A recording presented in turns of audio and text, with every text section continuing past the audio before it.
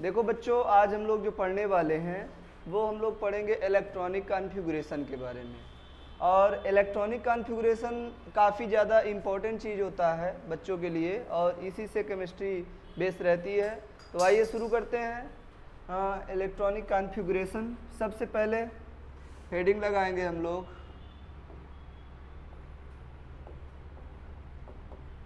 Electronic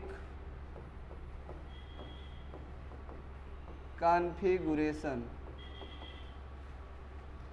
पहला सवाल होता है कि इलेक्ट्रॉनिक कॉन्फ़िगरेशन किसे कहते हैं, है ना बच्चों। पहला क्वेश्चन आता है कि इलेक्ट्रॉनिक कॉन्फ़िगरेशन है क्या। तो इलेक्ट्रॉनिक कॉन्फ़िगरेशन का मतलब होता है arrangement of electron in the cell और सबसेल। मतलब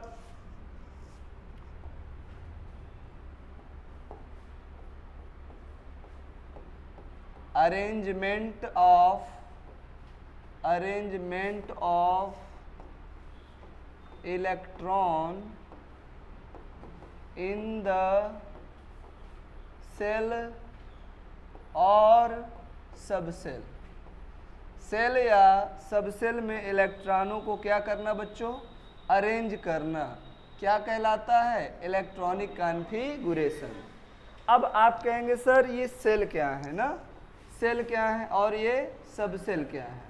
तो आइए इस चीज़ को मैं बताता हूँ, थोड़ा सा प्रकाश डालता हूँ इसके ऊपर, सेल और सबसेल के बारे में वर्णन करता हूँ। बच्चों सेल का मतलब क्या है, जैसे आप लोगों ने पढ़ा होगा के, एल, एम और एन। मैंने क्वांटम नंबर पढ़ा दिया है, अगर आप क्वांटम नंबर पढ़ना चाहें तो यूट्यूब पर टाइप करिएगा quantum number by Hariom sir, तो आपको मिल जाएगा।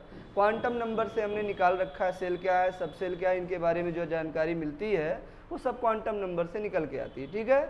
तो यहाँ पर ये सेल हैं, और इसी प्रकार से हमारे पास बच्चों सबसेल होती हैं, उनको भी हम लोग जान लेते हैं।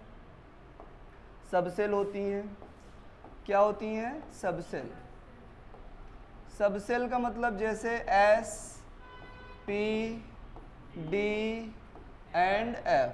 बोलो सही बात है, बिल्कुल। एस में मैक्सिमम कितने इलेक्ट्रॉन रह सकते हैं, 2। डी में मैक्सिमम इलेक्ट्रॉन, एस में मैक्सिमम 2 इलेक्ट्रॉन रह सकते हैं, पी में मैक्सिमम 6 और डी में मैक्सिमम 10 और एफ में मैक्सिमम 14। इतने इलेक्ट्रॉन रह सकते हैं, ठीक है बच्चों। अगर हम के की बात करते हैं तो इनमें मैक्सिमम 2, 8, 18, 32, ये आप पढ़े होंगे बचपन में, कहीं ना कहीं पढ़ा होगा। तो ओवरऑल कहने का मतलब होता है क्या, arrangement of electron in the cell और subcell is called as electronic configuration. Cell या सबसेल में इलेक्ट्रॉनों की व्यवस्था करना क्या कहलाता है, इलेक्ट्रॉनिक कॉन्फ़िगरेशन। बोलो कहलाता है, ठीक है, बहुत बढ़िया। अब बच्चों हम चलते हैं आगे, और इलेक्ट्रॉनों का अरेंजमेंट कैसे करेंगे। सवाल ये आता है अरेंजमेंट ऑफ इलेक्ट्रॉन कैसे करेंगे, तो एक रूल आता है अरेंजमेंट ऑफ इलेक्ट्रॉन के लिए हम लोग एक रूल पढ़ते हैं, उस रूल को बोला जाता है N+L रूल। क्या बोला जाता है, N+L रूल। N+L रूल को हम लोग पढ़ते हैं और उसी को बोलते हैं अरेंजमेंट ऑफ इलेक्ट्रॉन। क्या बोलते हैं, arrangement of electron, N+L rule को बोलते हैं। अब बेटा आप कहेंगे कि सर ये N+L रूल क्या है, व्हाट इज N+L रूल। तो आइए N+L रूल का मैं वर्णन करता हूँ, N+L रूल का मैं वर्णन करता हूँ। तो बेटा इस रूल का वर्णन करने से पहले, इसकी एक्सप्लेनेशन देने से पहले एक चीज़ मैं आपको और समझाना चाहूँगा, ठीक है। आप लोग अभी लिखने की जल्दीबाजी न करिए, वो मैं दे दूंगा लिखने के लिए, ठीक है। अभी समझिए, ईश्वर ने सबसे बड़ी कॉपी हमारे दिमाग में दिया है, पहले आप लोग दिमाग में लिखिए। जिस दिन आपने अपने दिमाग में लिखना चालू कर दिया, समझ लीजिए आपका प्रोग्रेस उसी दिन से प्रारंभ हो गया। हम लोग क्या करते हैं, इन कॉपियों को लिखने के चक्कर में पड़ते हैं, और एक दिन ऐसा आता है कॉपी भर जाती है, उसको फेंक देते हैं। इस मेमोरी में लिखिए, इस कॉपी में लिखिए, then you are the best student, ठीक है बच्चों। N+L रूल देखना है। सबसे पहले n प्लस रूल कहता क्या है, ठीक है ना। पॉइंट्स देखने हैं n प्लस एल रूल के। पॉइंट्स नंबर फर्स्ट, 2 पॉइंट्स है इसमें, ठीक है। Electron enters first, electron enter first, पहले इलेक्ट्रॉन इंटर करेगा कहाँ, इन विच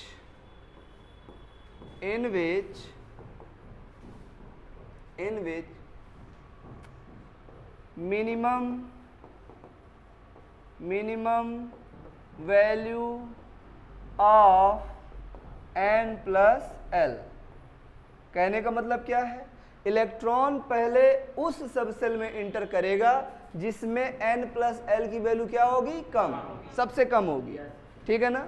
कोई पूछेगा बताओ इलेक्ट्रॉन सबसे पहले किस में इंटर करेगा, तो कहेंगे जिसमें n प्लस एल की वैल्यू सबसे कम, इलेक्ट्रॉन उसमें पहले इंटर करेगा। बोलो सही बात है। अब हम देखते हैं दूसरा n प्लस एल रूल का वैल्यू। ये इफ n प्लस एल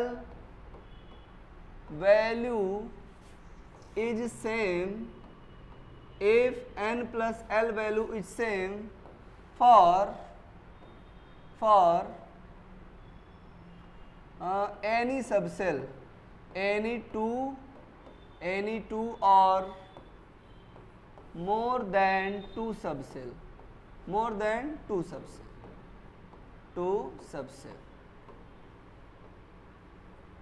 मतलब ये क्या कह रहा है कि अगर n प्लस एल रूल का वैल्यू दो सबसेल से ज्यादा के लिए क्या आ जाए, same, n plus L rule, n plus L value क्या आ जाए, सेम, तो हम इलेक्ट्रॉन पहले उसमें एंटर करेंगे जिसमें n का वैल्यू कम होगा। Then electron enters first in which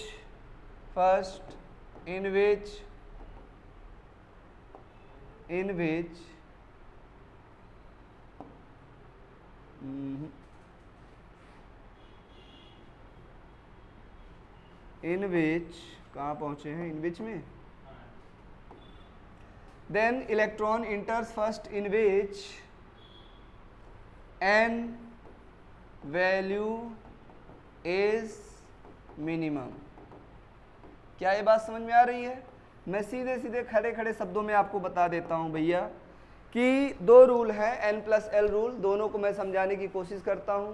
electron पहले किस में जाएगा बच्चों, जिसमें n प्लस एल का वैल्यू कम रहेगा, ठीक है ना। अगर 2 सबसेल या 2 से ज़्यादा सबसेल के लिए n प्लस एल का वैल्यू क्या आ गया, सेम, तब इलेक्ट्रॉन किस में जाएगा, जिसमें n का वैल्यू कम रहेगा। क्लियर हो गई बात।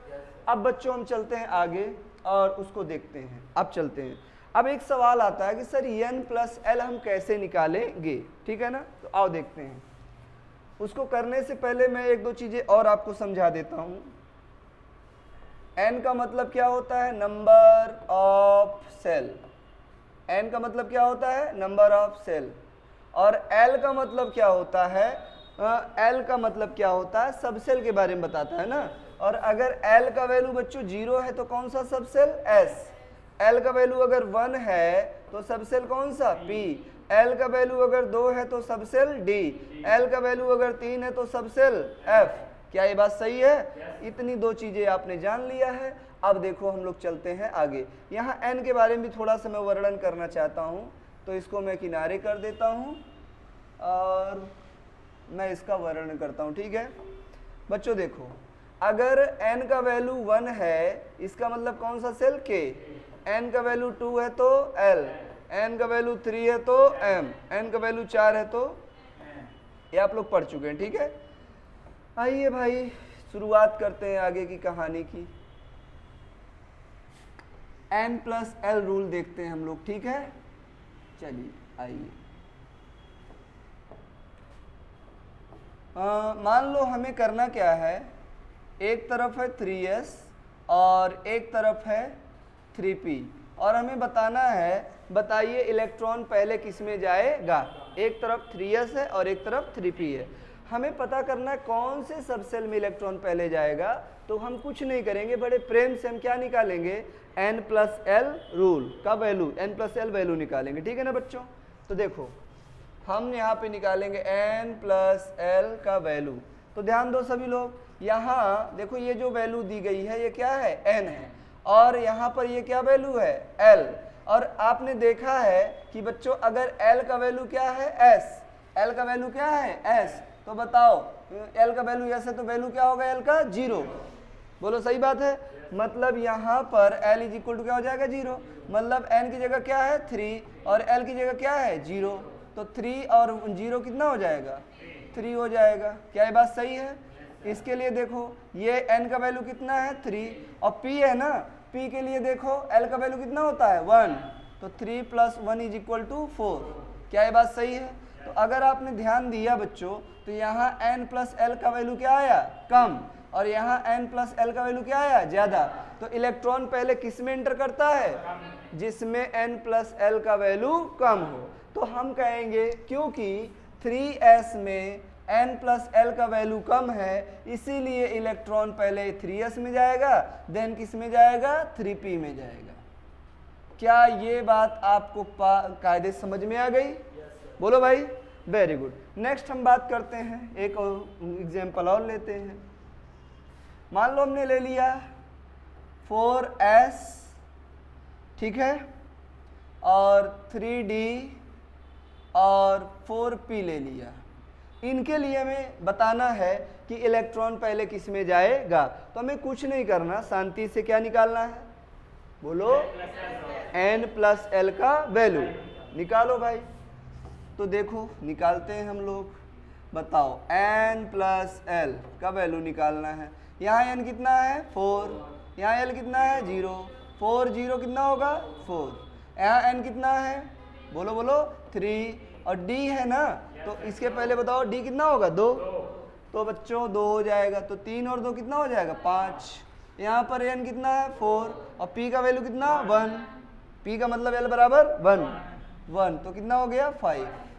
अब यहाँ पर आप देखिए बच्चों, ये अगर हमें देखना है सबसे पहले इलेक्ट्रॉन जाएगा किस में, तो सबसे कम n+l का वैल्यू 4 आया ना, ये 4 ये 5 और ये 5, तो सबसे कम किस में है, फिर 4s में, तो सबसे पहले इलेक्ट्रॉन किस में जाएगा 4s में। उसके बाद देखो यहाँ बात फंस गई, ये भी 5 ये भी 5, अब हम मुसीबत में आ गए, कहाँ इलेक्ट्रॉन पहले जाएगा। तो बच्चों क्या काम करेंगे वहाँ, हम उस समय करेंगे कि अगर n+l का वैल्यू सेम आ गया तो जिसमें n का वैल्यू कम है उसमें इलेक्ट्रॉन पहले जाएगा। तो बताओ n का वैल्यू इसमें ना कम है, तो 3d में इलेक्ट्रॉन पहले चला जाएगा और उसके बाद में 4p। क्या ये इलेक्ट्रॉन भरने का क्रम समझ में आया, बोलो। तो एक लाइन में याद हो गया, सभी लोग मेरे साथ में जवाब दो। n+l का रूल किसके लिए एप्लीकेबल है, सब सेल में इलेक्ट्रॉन भरने के लिए। और किस सब सेल में इलेक्ट्रॉन पहले जाएगा, जिसमें n+l का मान कम होगा। अगर सेम आ जाए तो जिसमें n का मान कम होगा उसमें इलेक्ट्रॉन पहले जाएगा। क्लियर हो गई बात। अब आपके मन में एक सवाल आएगा कि क्या सर हम इतना बड़ा कैसे बार बार करते रहेंगे। तो मैं एक ट्रिक बता रहा हूँ, और वो ट्रिक किस बेसिस पर आधारित है, n+l रूल पर आधारित है, ठीक है। कैसे निकालेंगे उस ट्रिक के बारे में जरा ध्यान देते हैं बच्चों। आइए, तो हमने क्या कहा, एक ट्रिक है और ट्रिक को हम लोग अप्लाई करेंगे, सभी लोग ध्यान से देखना। 1s 2s 3s 4s 5s 6s and 7s, ठीक है। इन सभी को लिखते चलो बेटा। एस सब सेल कहाँ से कहाँ तक लिख लेना है, 1 से 7 तक। एक बात समझ में आ गई। दूसरी बात हमें करना क्या है, दूसरी बात ध्यान से समझिए सब लोग, दूसरी बात समझिए। हमें p सब सेल लिखना है, तो बच्चों हमने क्वांटम नंबर पढ़ा था कि 1s आता है लेकिन 1p नहीं आता। क्यों नहीं आता, फिर मैं कह रहा हूं अगर क्वांटम नंबर पढ़ना है तो जाइए यूट्यूब पर सर्च करिए quantum number by Hariom sir, आपको मिल जाएगा, ठीक है। तो p कहाँ से स्टार्ट होता है, 2 से, तो क्या होगा 2p 3p 4p 5p 6p and 7। बोलो 7 कर सकते हो, करना है। अच्छा, अगर हमारे पास 2p आया तो क्या 2d आता है? नहीं आता, 3 से स्टार्ट होता है, d सबसे ना। तो हम यहाँ क्या लिखने वाले हैं बच्चों? 3d, बोलो 4d, 5d, 6d। बस बहुत करो, इतना खत्म, ठीक है ना। अब क्या अगर 3d आया तो बेटा 3f भी आएगा? नहीं, f कहाँ से स्टार्ट होता है? 4 से। तो क्या लिखेंगे बताओ? 4f 5f। कोई दिक्कत है? नहीं। अब बच्चों हम क्या करेंगे, देखो अब इनको थोड़ा सजा धजा लेते ना, इनका मेकअप कर देते हैं हम लोग तो ज़्यादा आनंद आएगा। इनको छोटा छोटा गोला में बंद कर लेते हैं। किस में बंद करते हैं? गोला में। चलो आओ गोला में बंद कर लेते हैं भाई सब लोग। हाँ, कुछ ज़्यादा गोला गड़बड़ जा रहा है ना, गोला कलरफुल कर लेते हैं। गोला कहाँ चला गया भाई?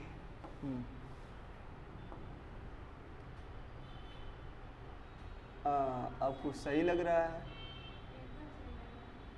एकदम सही लग रहा है। चलो तब तुम लोग बोल दिए तो मान लेता हूँ एकदम सही लग रहा है। ऐसे ऐसे गोला बना लेते हैं ना।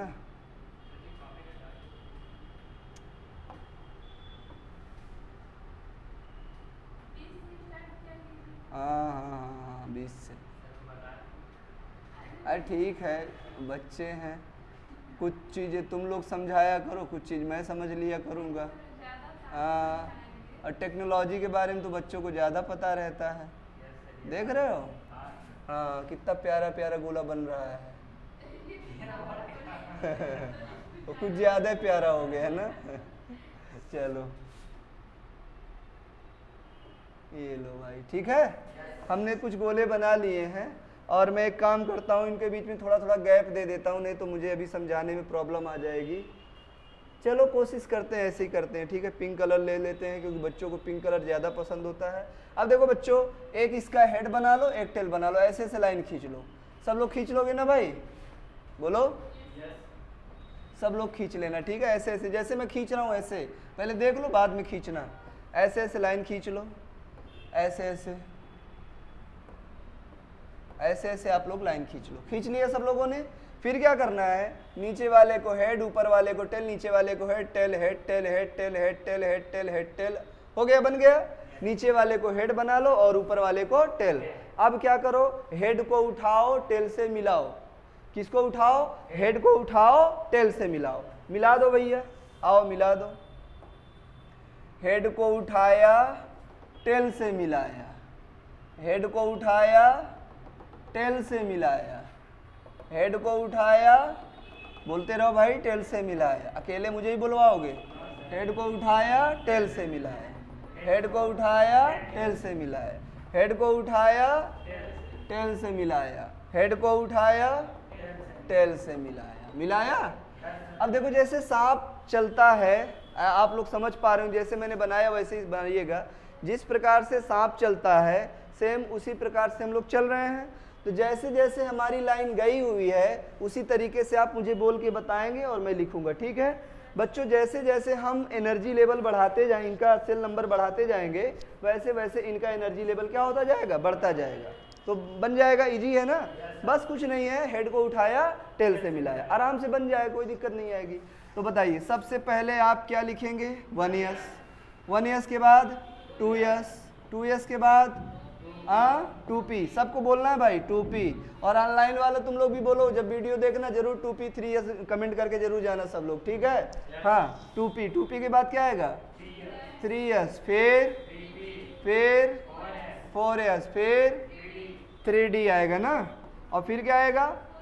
4p आएगा, फिर 5s, बोलते रहो 4d, फिर 5p, फिर 6 ईयर्स, फिर 4f। बोलो सही है ना, गलत मत बोलना भाई। देखो भाई 4f, 4f के बाद 5d, फिर 6p, फिर 7s, फिर 5f, और फिर थोड़ा सा 1 मिनट रुक जाओ, मैं इसको छोटा सा कर लूँ और थोड़ा सा खिसका लूँ ताकि और आ जाए। बस अब आ जाएगा।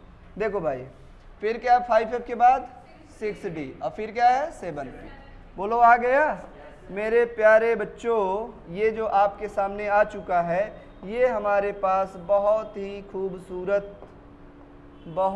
खूबसूरत रूल आ चुका है और हम लोग इसको करने जा रहे हैं। ये जो मैं सर्किल कर रहा हूँ, इसी को हमें करना है। देखो, यही हमारा इलेक्ट्रॉनिक विन्यास का क्या है बच्चों, बेस है। ऐसे ऐसे मैंने एरो लगा दिया है ना, मतलब जैसे जैसे हम आगे जा रहे हैं वैसे वैसे एनर्जी क्या हो रही है, बढ़ रही है। और हमने आप बाउरूल पढ़ा था कि एनर्जी के इंक्रीजिंग ऑर्डर में इलेक्ट्रॉनों को भरा जाता है। एनर्जी के कौन से ऑर्डर में, इंक्रीजिंग ऑर्डर, मतलब जिसकी एनर्जी कम होती है उसमें इलेक्ट्रॉन पहले भरते हैं और जिसमें एनर्जी ज़्यादा होती है इसमें इलेक्ट्रॉन बाद में भरते हैं। चलिए अब हमें इसे करना है और देखना है, ठीक है बच्चों। तो आप लोग उम्मीद है कि लिख लिए होंगे और स्क्रीनशॉट वगैरह आप लोग लेते रहेंगे। आइए मैं आगे चलता हूँ और इसको हम लोग थोड़ा सा जादू मंत्र मारते हैं और छोटा करते हैं। हाँ, बोलो जय बजरंगबली, बोलो भाई। हाँ, ये देखो छोट हो गए। चलो, और इसको उठा के हम लोग कहाँ कर देते हैं, ऊपर, हाँ उनके बगल में कर देते हैं और क्वेश्चन को सॉल्व करना प्रारंभ करते हैं। दिख रहा है? हाँ दिख रहा है, वेरी गुड। चलो भाई, अब हमें करना है इलेक्ट्रॉनिक कॉन्फ़िगरेशन और समझना है अपने क्वेश्चंस को और लगाना है उनको आगे, ठीक है बच्चों। चलिए, मान लीजिए हमने स्टार्ट करते हैं हम लोग नाइट्रोजन से। नाइट्रोजन है, नाइट्रोजन का एटॉमिक नंबर कितना होता है, 7। बोलिए सही बात है। तो सबसे पहले कौन है, 1s। यस में अधिकतम 2 इलेक्ट्रॉन होते हैं, यस में मैक्सिमम 2 इलेक्ट्रॉन, पी में मैक्सिमम 6, डी में मैक्सिमम 10, एफ में मैक्सिमम 14। आपको यस जहां जहां दिखे, जौने जौने गांव में दिखे, जौने जौने मोहल्ला में दिखे, हर जगह यस को कितना इलेक्ट्रॉन देंगे, 2। पी चाहे जहां दिख जाए 6, डी जहां दिख जाए, एफ, समझ गए, चाहे 1 रहे यस, चाहे 2 रहे, चाहे 50 रहे, सब जगह क्या देना है, 2 इलेक्ट्रॉन। चलिए भाई, तो 1s2, फिर क्या होगा 2s2, और फिर क्या होगा 2p। देखो 7 रुपये थे, 4 खा गए, कितने बचे, 3, तो 2p3, 3 2 5 2 7। क्या हमारा इलेक्ट्रॉनिक कॉन्फ़िगरेशन सही है? यस सर, बिल्कुल सही है। बहुत बढ़िया भाई, बहुत बढ़िया। अगर हमने लिया, मान लो फ्लोरीन ले लिया, एटॉमिक नंबर कितना होता है, 9। जितना एटॉमिक नंबर होता है उतना ही इलेक्ट्रॉन होता है, जितना एटॉमिक नंबर उतना ही इलेक्ट्रॉन। तो बच्चों इसका मतलब इसके पास कितने इलेक्ट्रॉन हैं, 9। और 9 इलेक्ट्रॉन का मतलब इसका इलेक्ट्रॉनिक कॉन्फ़िगरेशन हमें करना पड़ेगा। तो सबसे पहले बेटा क्या है, 1s2, 2s2, 2p, 2 2 4, यहाँ क्या होगा 5, 5 2 7 और 2 9। क्या बात समझ में आ रही है, इलेक्ट्रॉनिक कॉन्फ़िगरेशन। और हम आगे बढ़ते हैं, मान लो हमने एल्यूमिनियम ले लिया, एटॉमिक नंबर कितना है, 13। तो 13 एटॉमिक नंबर है, इसका मतलब इलेक्ट्रॉन कितने, 13। तो भैया क्या करेंगे, 13 इलेक्ट्रॉन को अरेंज कर देंगे। तो क्या आएगा, 1s2, 2s2, 2p6, 3s2, 3p1। गिन लो, कहीं हमने गलत तो नहीं किया है, वही गिनना चाहिए ना। 2 2 4 6 10, 2 12 और 1 13, बराबर है। बिल्कुल हमारी कहानी एकदम परफेक्ट चल रही है बच्चों। अब सुनो और सुनो, मान लो मैं आपको कहता हूँ पोटेशियम को करो, 19 नंबर। पोटेशियम का एटॉमिक नंबर 19 है, इसका मतलब उसमें इलेक्ट्रॉन कितने हैं, 19। यही ना होता है, जितना इलेक्ट्रॉन होता है किसी भी एटम में उतना ही उसका एटॉमिक नंबर होता है और उतना ही प्रोटॉन होता है। मतलब एटॉमिक नंबर, बोलो बोलो बोलो, एटॉमिक नंबर, प्रोटॉन और इलेक्ट्रॉन, तीनों आपस में क्या होते हैं, बराबर। 3 में से कोई एक हमें मिल जाए तो हम तीनों की वैल्यू बड़े आराम से निकाल देंगे। बोलो भाई। तो यहाँ पर क्या होगा, 1s2, 2s2, 2p6, 3s2, 3p6 और 4s1। यहाँ से देखो मैच करते चल रहे हो ना। चलो, तो 2 2 4 6 10, 2 12 6 18 और 1 19, फाइनल हो गया। बहुत बढ़िया। अब देखो बच्चों, आगे मैं और चलता हूँ और लेके चलता हूँ आपको, ठीक है। इनको भी थोड़ा छोटा कर लेते हैं। चलो एक आध और कर लें। मान लो मैंने लिया स्कैंडियम, कितना है 21। बताओ, 1s2, 2s2, 2p6, 3s2, 3p6, 4s2, 3d1। यही ना होगा? बहुत बढ़िया, वेरी गुड भाई, वेरी गुड, बहुत बढ़िया। आप लोग अच्छा पढ़ रहे हैं सब लोग और याद भी कर रहे हैं मेरे साथ, ये इंपॉर्टेंट बात है। ठीक है, अब इसको जरा हम लोग छोटा कर लें। जय बजरंगबली। देखो छोटे हो गए ना, बहुत बढ़िया। अब देखो बच्चों आगे देखो, स्कैंडियम टाइटेनियम वेनेडियम करते हैं ना, 23 होता है शायद, 23 होता है ना, स्कैंडियम 21, टाइटेनियम वेनेडियम, हाँ 23।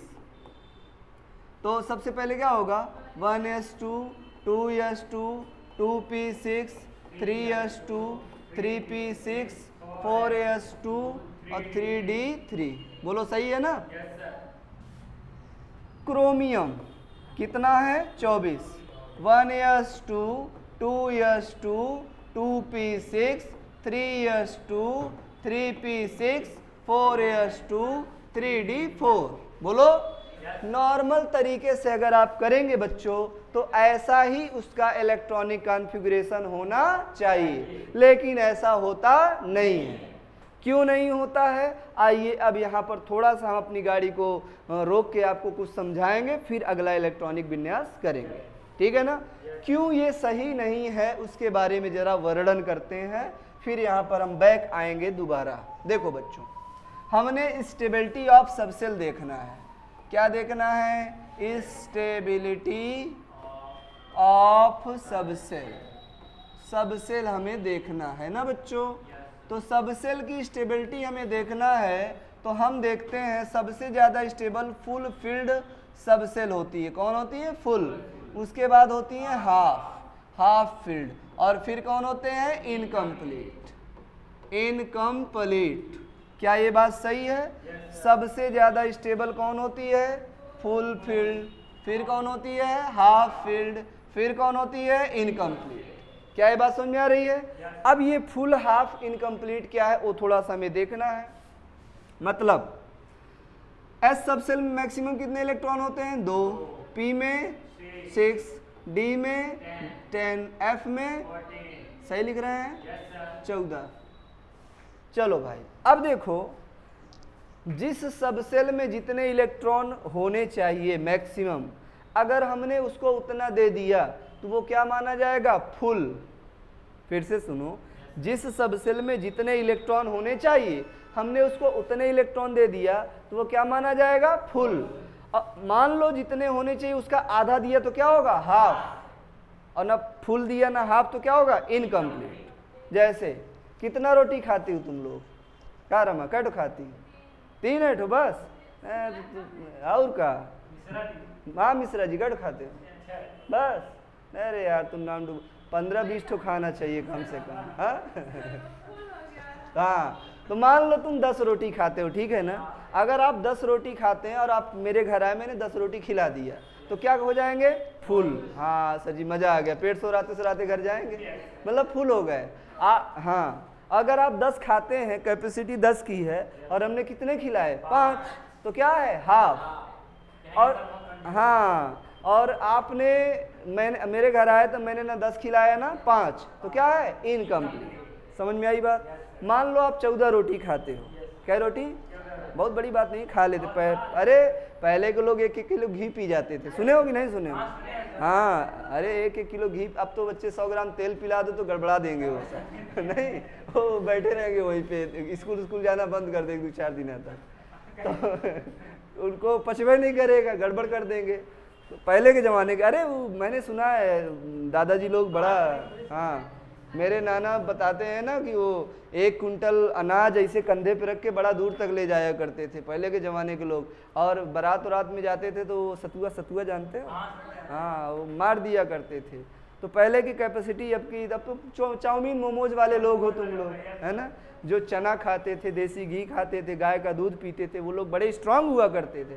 अब तुम लोग तो ठहरे चाउमीन मोमोज और अमूल दूध वाले हो।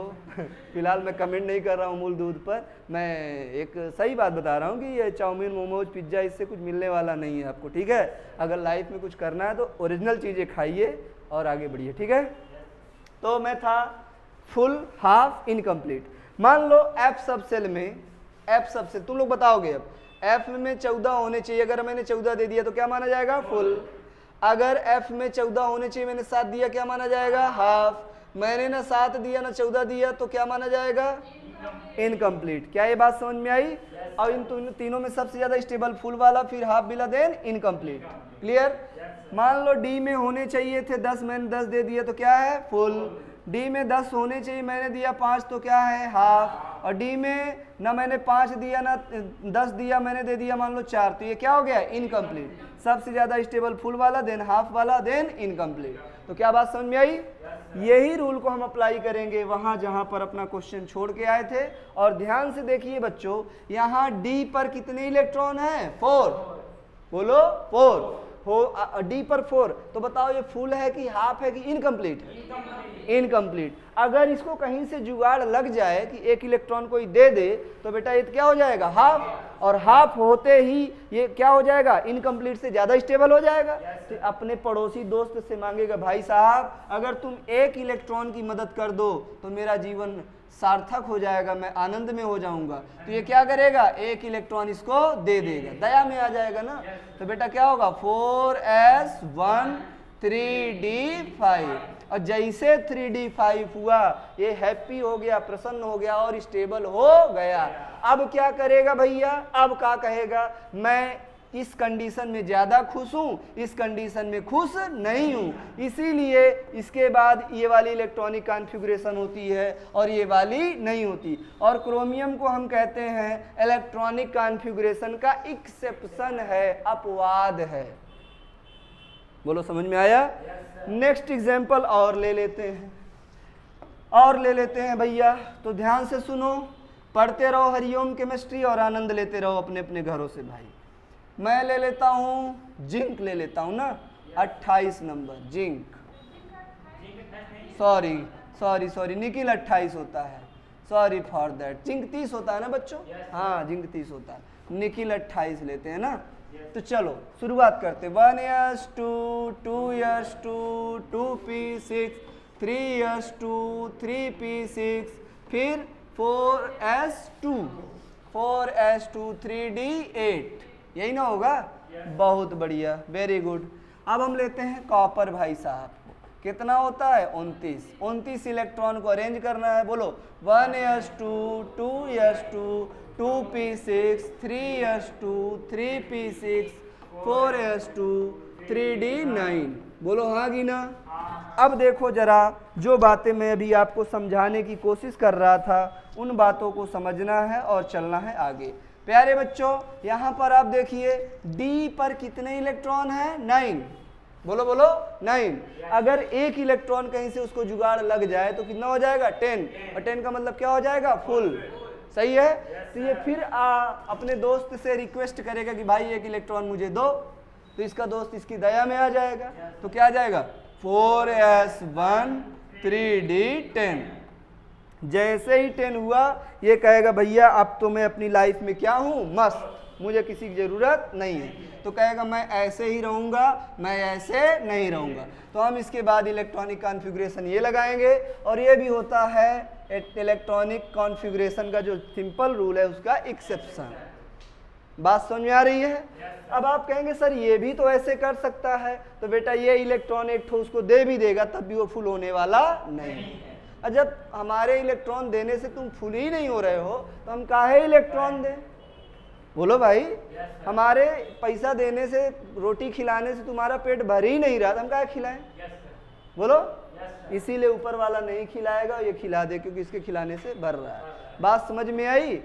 अब आप कहेंगे कि सर एक बात बताइए, हम कैसे पहचानेंगे कि कहाँ कहाँ अपवाद है और कहाँ कहाँ एक्सेप्शन है, कहाँ कहाँ नहीं है?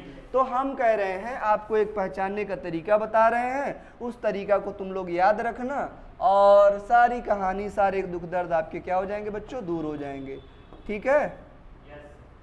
देखो सब लोग समझो, मान लो NS2 है, ND4 है, तो बेटा इस कंडीशन में आप क्या कहेंगे? इसका एक इलेक्ट्रॉन इसको दे देंगे और इसको बना देंगे NS1 ND5।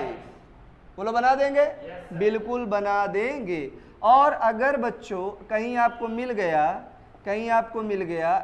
NS2 ND9, तो आप क्या करेंगे?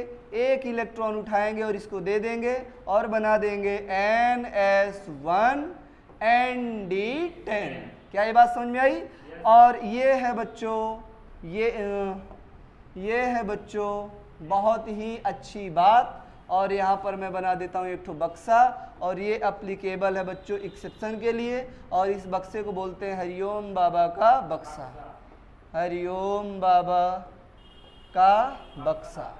और इसको याद रखना आप लोग कि भैया जहाँ जहाँ हमको पूरे एलिमेंट्स में जहाँ जहाँ हमको क्या मिले NS2 और ND4, एक इलेक्ट्रॉन उसको दे देंगे तो NS1 और ND5 हो जाएगा। और ये ज़्यादा स्टेबल होगा तो ये वाला इलेक्ट्रॉनिक कॉन्फ़िगरेशन हो जाएगा। और NS2 और ND9 मिले तो एक इलेक्ट्रॉन इसको दे देंगे NS1 और ND10, और ये वाला इलेक्ट्रॉनिक कॉन्फ़िगरेशन हो जाएगा।